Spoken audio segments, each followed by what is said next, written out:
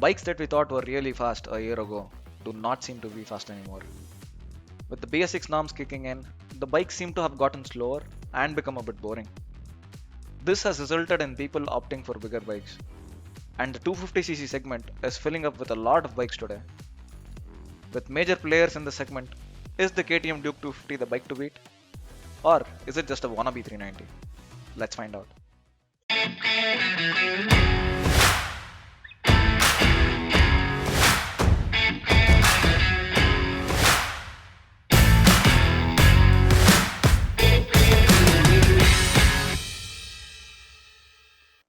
On the design front, the 1290 Super Duke inspired design offers a beautiful LED headlight that is common with the 390. While the white LED helps you identify the color gradients at night, it is not the most effective when you are riding in the city in the dark. Check out the key. The design resembles the shape of the RC. In addition to the basic functions, the instrument console offers information like fuel consumption, average speed, fuel range, and ABS controls, which comes in handy. The rider seat is wide and it's easy to move around when you're on the track. The pillion seat, on the other hand, is hard and not the best for long rides that are in excess of 200 kilometers. So I suggest you ride solo on long rides. As a rider, I care more about the ergonomics than design. If you closely observe the rider triangle, you'll see that the foot pegs are slightly rear set. This enables the rider to get better feedback from the front end during cornering and braking. The ride height is manageable for the average Indian. The ground clearance in solo should not be an issue for riders who weigh less than 75 kilos. However, get used to the guard scraping the bump in duals to protect the second catalytic converter that is mounted below the engine. This is not a pleasant feeling.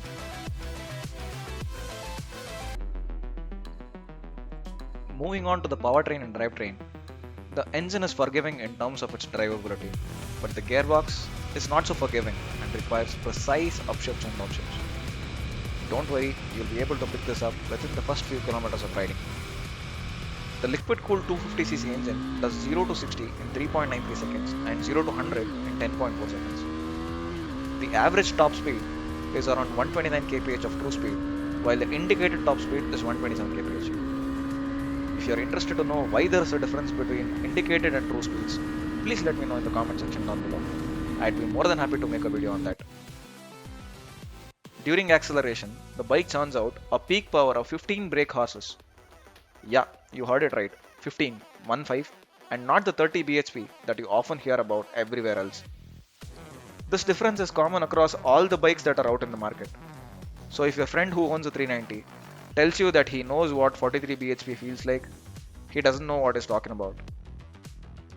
If you want an explanation on why there is this huge difference, I suggest you subscribe and smash that bell icon so that you'll get notified when I make a video on this.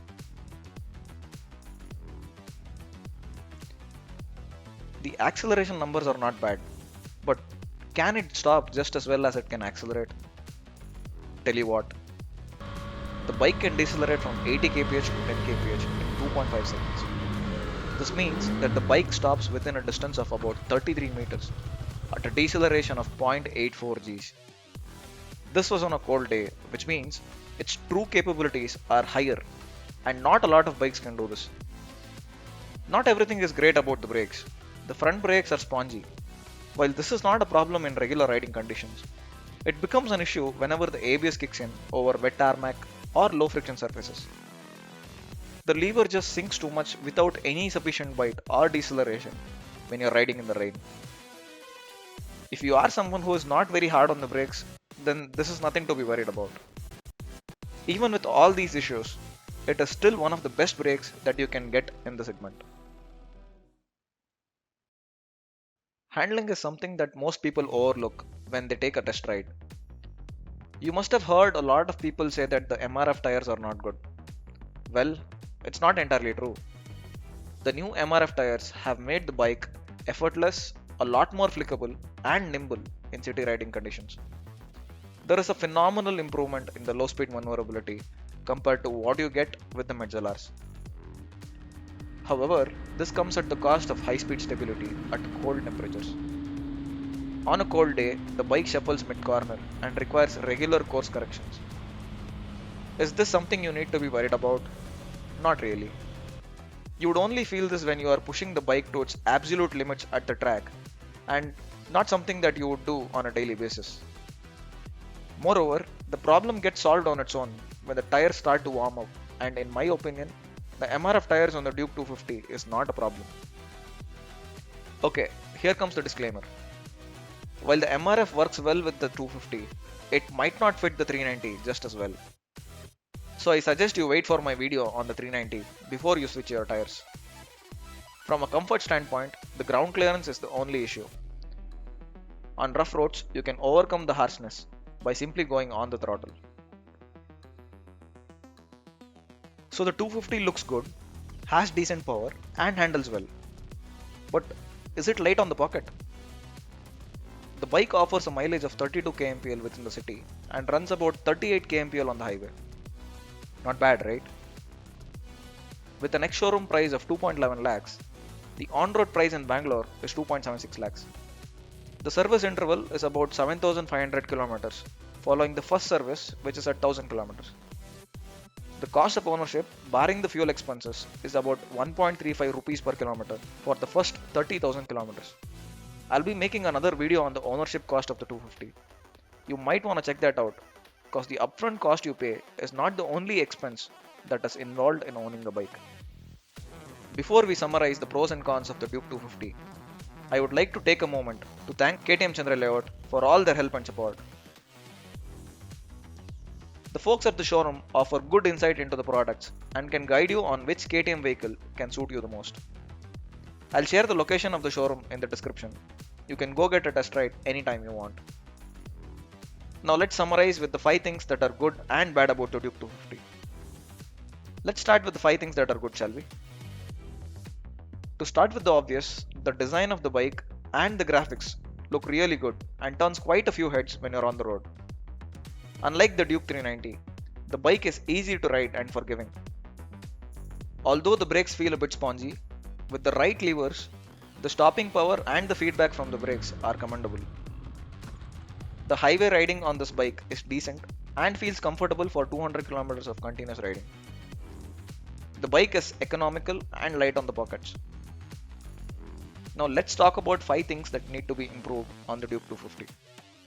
The 250 offers comparable acceleration and riding experience to that of a 200 and feels like a rebuilt 200. While the headlamps are aesthetically pleasing, they do not illuminate the road well enough while riding in the dark. The console offers all the relevant information, but it would have been great if we had Bluetooth connectivity. This would have provided GPS navigation and a lot more features to the customer. The highway cruising in duals unmasks the shortage of torque on the 250 and makes you feel that you should have gone for the 390 instead. Lastly, the tires. The MRF tires are sensitive to temperature. This would not be a problem for me if I were to live in a city like Chennai. But for someone who lives in Bangalore, the bike handles differently every time you take it out and does not feel very consistent. You can find all of the information presented so far on our website, so feel free to check it out. You can also compare different bikes and choose the one that you think is best. I'll leave a link to our website in the description down below. So who is this bike for? Is this the bike you should avoid? Should you get a quote and consider buying this? Or should you just go ahead and buy it?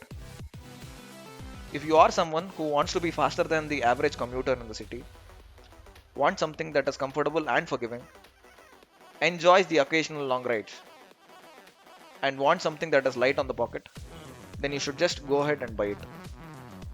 So that's it for the detailed review of the Duke 250. Thanks for sticking till the very end. If you enjoyed this video, please leave a thumbs up and share it with your friends who are struggling to make a decision on which bike to pick. Check out my other videos where I'll explain about servicing, ownership cost, EMI options, and modifications for the Duke 250. Thank you folks, I'll see you in my next video.